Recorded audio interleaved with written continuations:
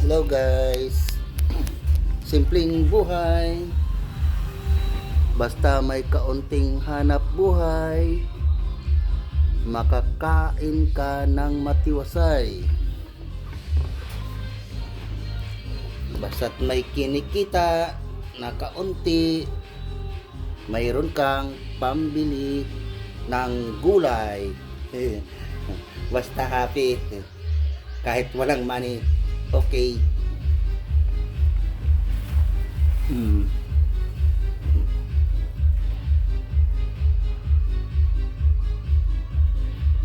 Nakabili ako guys ng ng isang balot na gulay.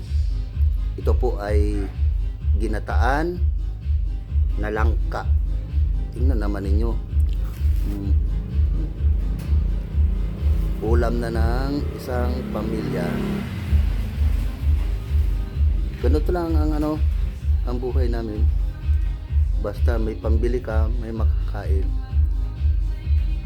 Maliit man o ang kinikita, basta araw-araw mayroon, masaya na. Huwag lang susuko sa buhay. Ang pinakamahalaga,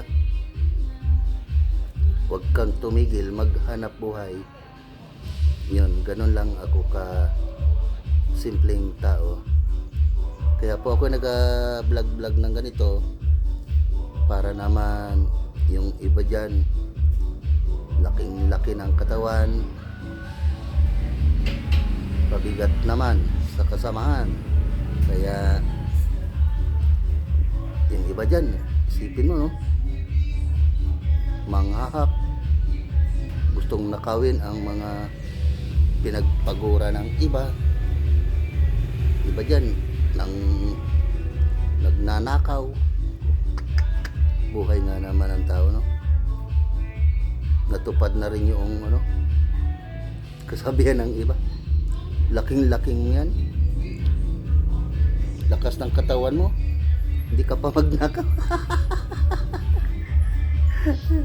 Kaya talagang nangyayari na nga, pero talagang kakahiya din. Pero yung iba talagang wala na, diretsuhan na, hindi na nahihiya kahit saan, kahit anong modus, makapanloko lang at makapang lamang sa kapwa. Talagang iba na ang kalakaran ngayon. Siguro hindi natin alam kung dala ng kagipitan o kaya ay kahirapan talaga.